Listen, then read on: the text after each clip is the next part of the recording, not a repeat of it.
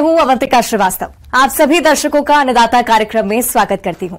किसान का जीवन बहुत मुश्किल होता है। वो अपने खेतों में लंबे समय तक काम करते हैं। उसका ध्यान सदैव फसल में ही लगा रहता है। अपनी कड़ी मेहनत की ताकत पर अपना जीवन व्यतीत करते हैं। और ऐसे ही किसानों की प्रगति के लिए हम खेती बाड़ी से जुड़ी हुई बहुत सी नई और लाभकारी जानकारियां हर रोज सुबह लेकर आते हैं। तो चलिए कार्यक्रम शुरू करते हैं। पहले देखते हैं क्या है आज के अन्नदाता में। राजमा की खेती करके किसान कमा सकते हैं अच्छा लाभ।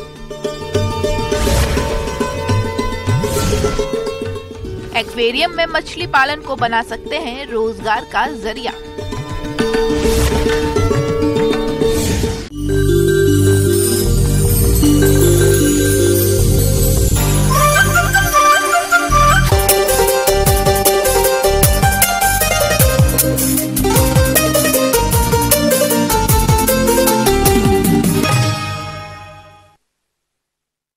अपने बिहार और झारखंड में राजमा की खेती फली और दाने दोनों के लिए की जाती है और जैसा कि अभी इसकी बुवाई का सही समय चल रहा है, ऐसे में जो किसान राजमा की खेती करना चाहते हैं तो इसके लिए राजमा की कौन कौन सी किस्मों का चयन करें और बुवाई करते समय किन किन बातों पर खास ध्यान दें ताकि आने वाले समय में इससे अच्छा उत्पादन मिले।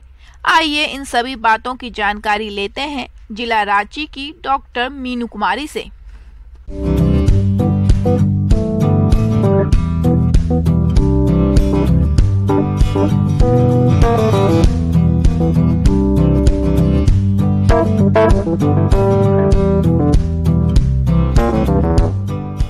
और मैं आज आपको बताना चाहती हूँ कि जो हमारा खरीफ सीज़न जो शुरू होने वाला है, जिसको कहते हैं जून जुलाई का महीना, उस समय आप फ्रेंच बीन की उन्नत तकनीक से खेती कैसे करें। सर्वप्रथम मैं आपको ये कहना चाहती हूँ कि फ्रेंच बीन जो है, जिसको बीन्स भी कहा जाता है, यह इसके फली के लिए और इसके बीज जिसको कि राजमा कहा जाता है, उन दोनों के लिए ही उपयोग में लाई जाती है। अगर हम इसकी बात करते हैं खेती के लिए तो यह बहुत ही अधिक तापमान से संवेदनशील फसल है। कहने का मतलब है कि जहाँ पर तापमान 25 डिग्री से 30 डिग्री के बीच रहे उस समय इसकी खेती की जा सकती है। कहने का मतलब थोड़े ठंडे मौसम में। फ्रेंच बीन की खेती लगभग सभी प्रकार की मिट्टी में की जा सकती है। अच्छे जल निकासी वाली जीवांश युक्त बलुई दोमट से लेकर दोमट मिट्टी जिसका पीएच मान 6 से 7 के बीच हो, फ्रेंच बीन की खेती के लिए अच्छी होती है। और अगर खाद की बात करें तो यहाँ पर आप नाइट्रोजन 40, फास्फोरस 50 और आप इसका जो पोटास है वो भी 50 की मात्रा से किलो प्रति हेक्टेयर की मात्रा से आप इसका उपयोग करें।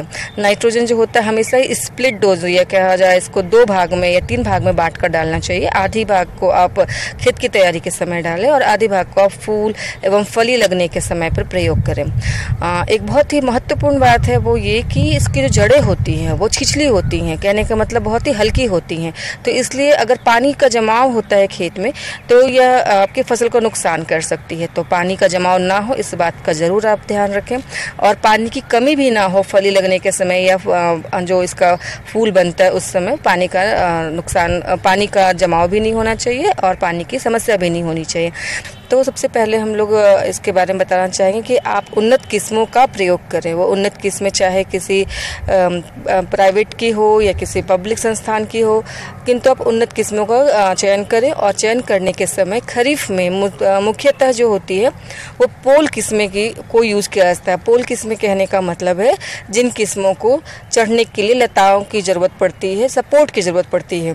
ऐसा इसलिए करते हैं क्योंकि खरीफ के मौसम में बारिश होती है और इन बारिश से बचने के लिए जो झाड़ी टाइप वाले जो किस्में होती है उनमें थोड़ा बीमारी लगने की आशंका रहती है। अतः आप ज़रूर इस बात का ध्यान रखें कि आप पोल किस्मों का चुनाव करें। इसके लिए हमारी स्वर्णलता किस्म भी है।